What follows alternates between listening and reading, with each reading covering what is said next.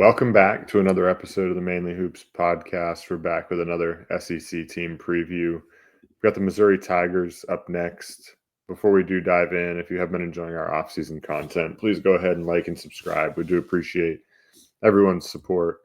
But looking here first at the offensive side of the ball, what strengths do you see in this year's Missouri offense? Yeah, it's a pretty obvious strength for me, and it's the transition and rim offense and getting to the free throw line as well. They were awesome in these areas last season. They should be once again, potentially even better than they were a year ago. I mean, they're in the 98th percentile in transition frequency, 88th percentile in efficiency last year, 78th percentile in rim rate, 98th percentile efficiency, and they were second nationally in free throw rate. And this attack, the free throw, all of these attacks are going to be led by the trio of Anthony Robinson, Mark Mitchell, and then the newly acquired Sebastian Mack, who kind of fits right in as a guy that loves to get downhill, get to the rim, or try to draw a foul and get to the free throw line. Robinson and Mitchell both had 70% free throw attempt rates last season, which is a crazy number, particularly for Robinson as a guard. It's a pretty crazy number to see. Anything over like 45 to 50% is a really good number for a guard. And then you have a guy in Sebastian Mack who, he kind of reminds me as like a Tony Perkins like replacement here, but he's a guy that can get to the free throw line way more often. He'll provide a little bit of juice inside. He had a 57.4% free throw attempt rate. I would assume this team will be solid on the offensive glass again as well. I don't think it's going to be like last season, but you add a guy like Sean Phillips, who's probably going to start this year and play a 20-minute per game role. And I think they're going to be solid in this area again. And, I think getting on the offensive glass and just being more interior oriented becomes even more of an emphasis this season compared to like the lack of shooting on this year's roster compared to last season's. It doesn't look great in that regard, but they're going to have a high floor because of their ability to, dominate the rim at times, dominate the, just getting to the free throw line as well. I just think creates a very stable floor for them. Yeah, I would agree. I mean, just looking at like a guy like Mark Mitchell, career 57% free throw rate, 70% last year.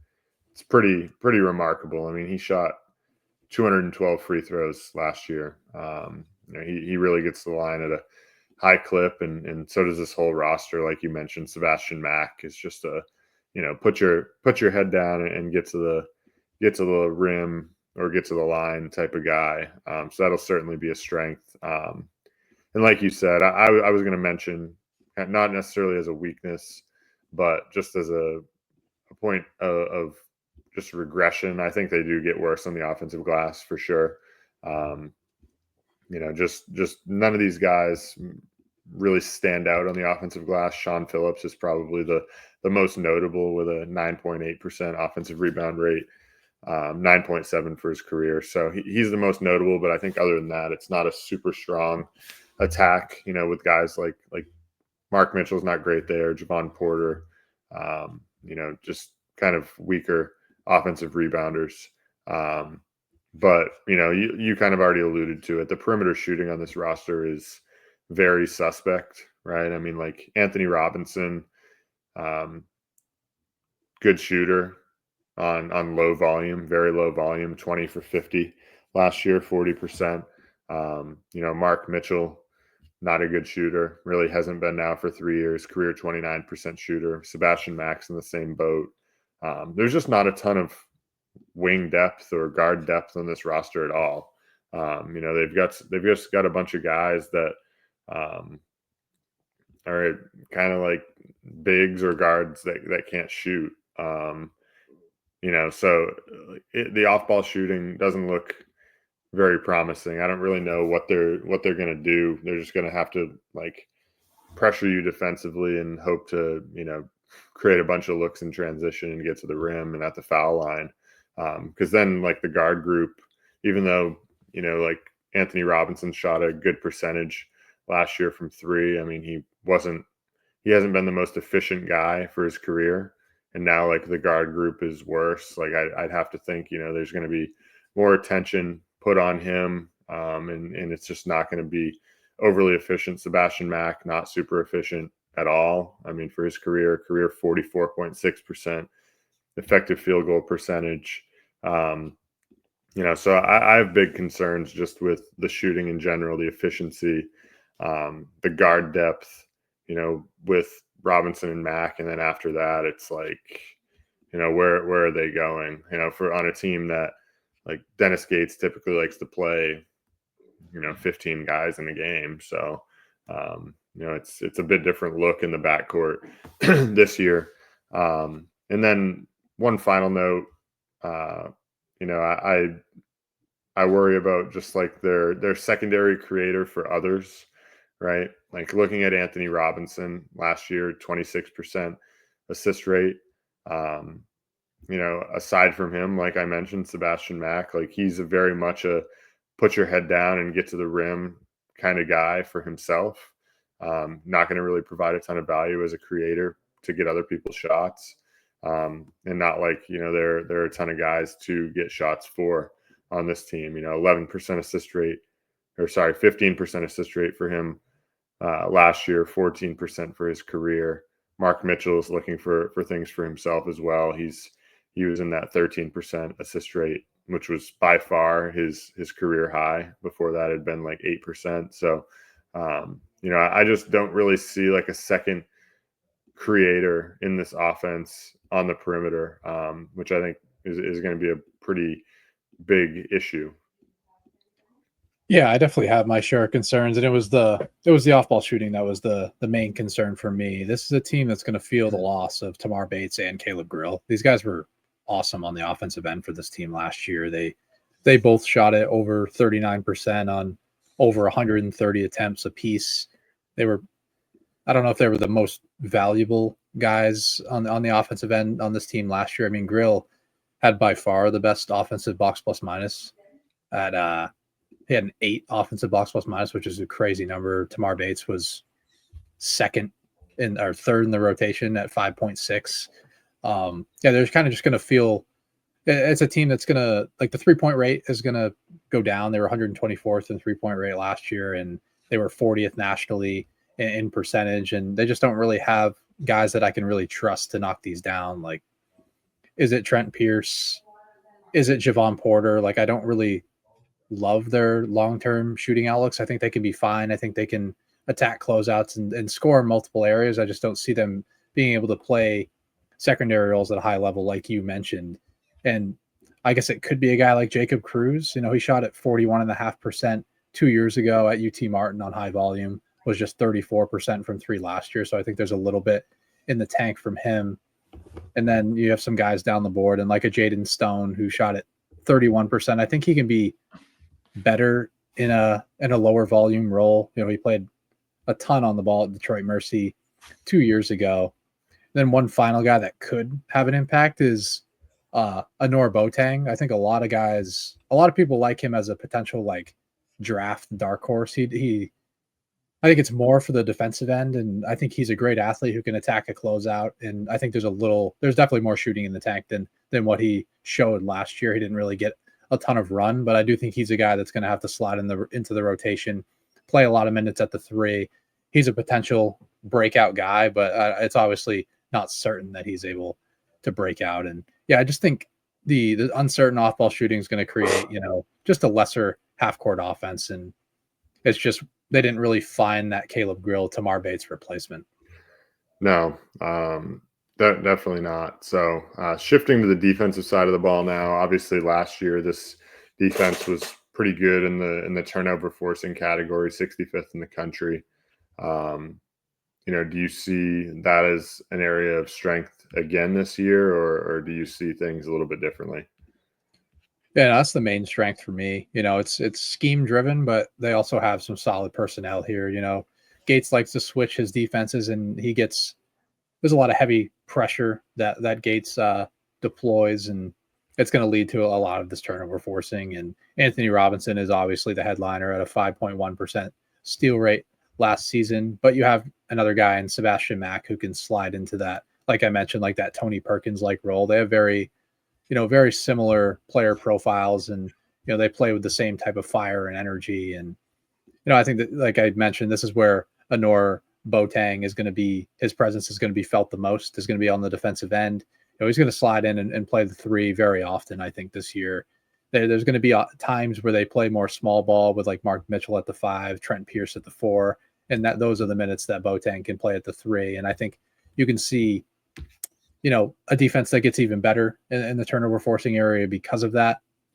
One thing to note about Anthony Robinson, as much as like he makes a ton of plays on the defensive end, 5.1% steal rate, but he fouls a ton. I mean, 5.2 fouls per 40 last season, 6.3 fouls per 40 in 23-24 in that season. And that's the highest I've seen from a guard. I don't know about you, but obviously the turnover forcing is going to be a strength, and he's a real pest on the ball, and he fits in the scheme well. But if he's going to be the best player on this team, or like a candidate to be the best player on this team, he needs to stay on the floor a little bit more than he did last season.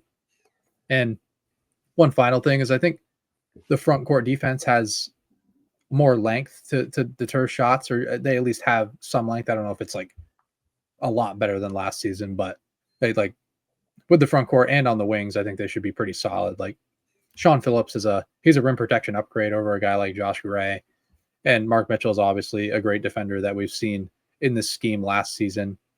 And then guys like Trent Pierce and Javon Porter can provide length at the 3 and 4 positions at the very least. I don't think they're like great defenders or great individual defenders as a whole, but I think their ability to slide down and play the 3 can create a little bit of extra rim protection. And then just one guy to monitor in the front court is Trent Burns. He's a 7'5", like lanky center that is obviously going to be a good shot blocker. He's out to start the season, but when he comes back, I wouldn't be surprised if he comes in and plays some minutes due to like, a thinner center rotation.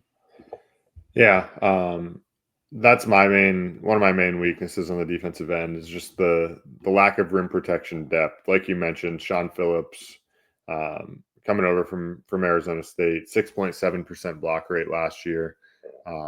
He's really good in that area. Granted, he has never played more than 18 minutes a game, which was last year. And, that leads me into one of my other concerns or kind of hand in hand with the rim protection depth, but like he is very undisciplined in 18 minutes a game. He averaged 3 fouls a game. He's got a career 7.1 fouls per 40. So if he can't stay on the floor, like I have big concerns with the rim protection behind him. And like you mentioned, maybe Trent Burns, if he can get back from injury, can provide value here. But then again, like he's not like a super physical presence. Like he's just a big 7'5" body that can block shots and, as a lankier guy, but he's kind of thinner framed. So I have concerns about him like holding up on the defensive end, aside from, affecting shots. And I think, to the point about Sean Phillips and his lack of discipline, I think this whole team in general, like an area of concern is just their discipline in general and their free throw rate defense. Like last year, they were I believe 251st in free throw rate defense. Every game of theirs, I swear, takes 3 hours. And what game was it last year against Alabama? I think it was literally 3 hours.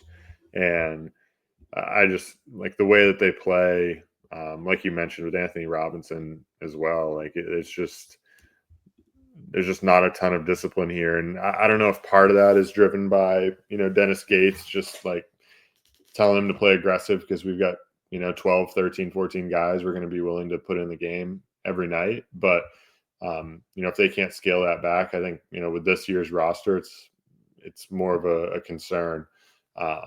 So, those are two of my main concerns. The final one, I guess, would just be on the defensive glass. I don't know how good they're going to be here. Like I mentioned, Sean Phillips has struggled to stay on the floor, but he's a good defensive rebounder. Aside from him, like Javon Porter, decent defensive rebounder, 18%. Mark Mitchell is not really all that great on the defensive glass. Who knows what Trent Burns can provide is, like we said, that thinner framed guy, and who knows when he does get back. So I think there's some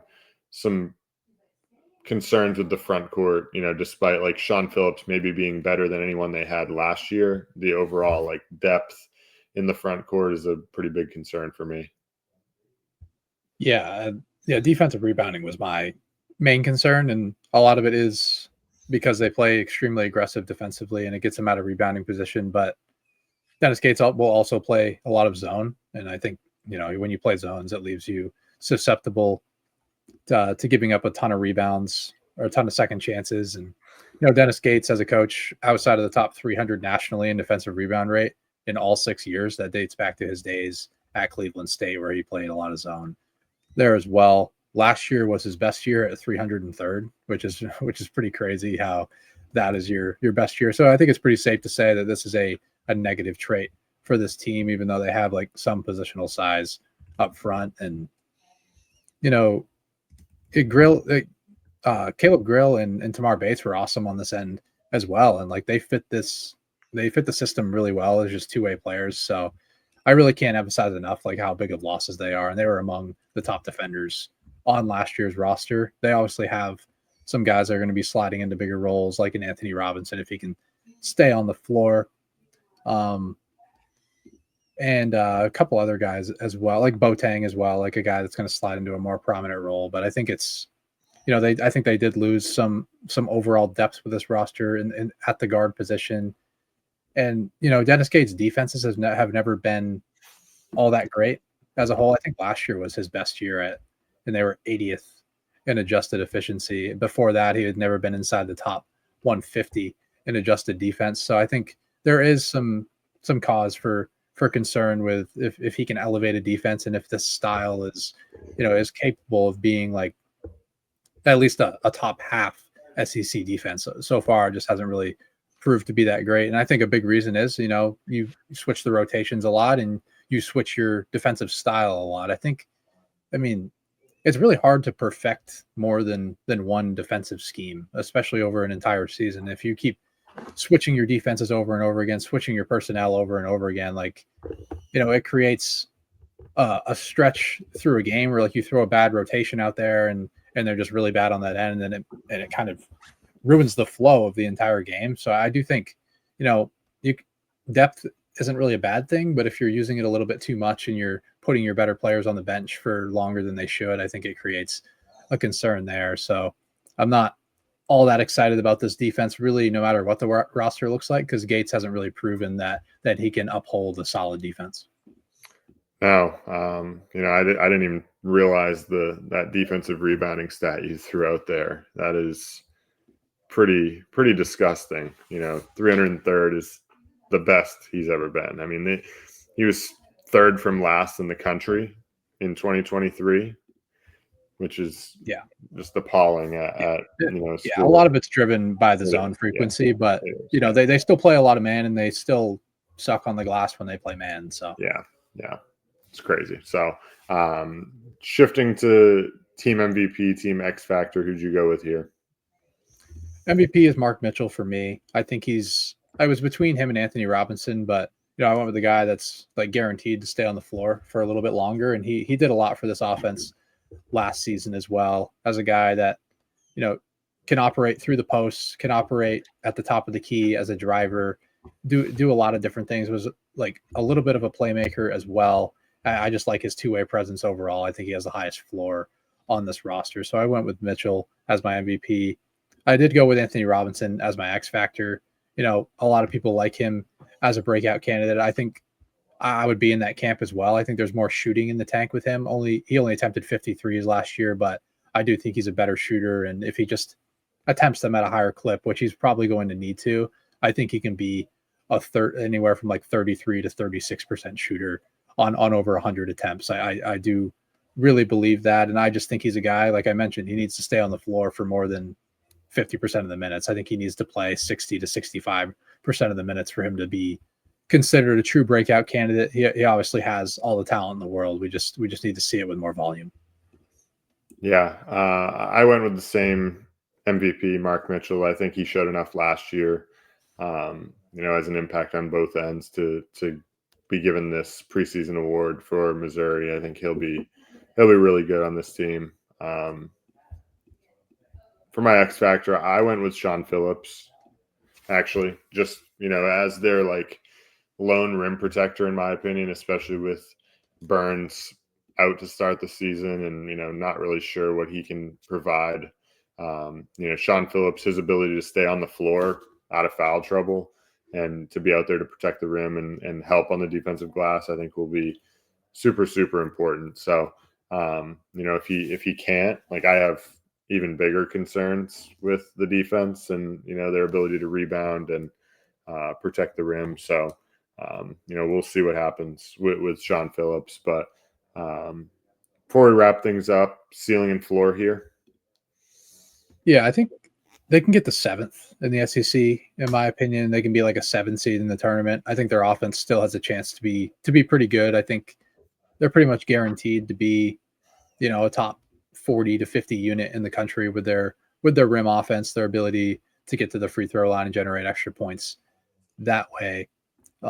There's some defensive upside in there as well with some of the bench pieces. So I do think they can get to 7th in the league and a 7 seed in the tournament, but I think their floor is probably 14th, which would be like, obviously I think they stay away from the bottom because the offense is going to be a little bit too good, but I need to see Dennis Gates uphold a solid defense before, I can give this team like a stable floor year after year. It's been pretty back and forth with his teams. His first year in 2023, they were a 7 seed in the tournament. 2024, they didn't win a game in the SEC, and just their offense was much worse that year. So I don't think they get to that point. And then last year, obviously, they were a 6 seed in the tournament with the 7th best offense in the country. I don't think they quite get there. And if their offense isn't a top 20 unit and the defense is a step behind, I could see how they fall to near the bottom in this league.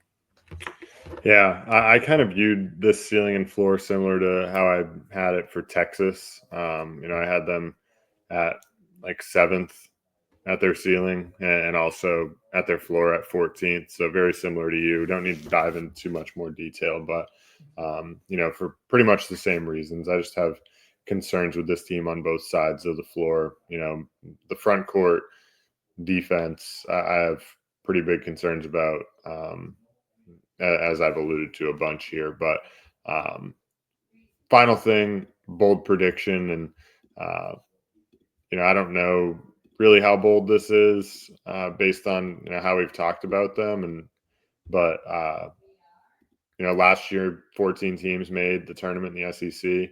Missouri being one of them. I think Missouri misses the tournament this year. I know that there are a lot of wins out there to get in the SEC that can propel your resume, but I just don't see it with this year's Missouri team. I think they missed the tournament. Yeah, well, I had the same one, so okay. No need to really get into it too much. I just think I don't see the offense getting to 7th in adjusted efficiency in the nation. And obviously there's paths for the defense to be in a worse spot.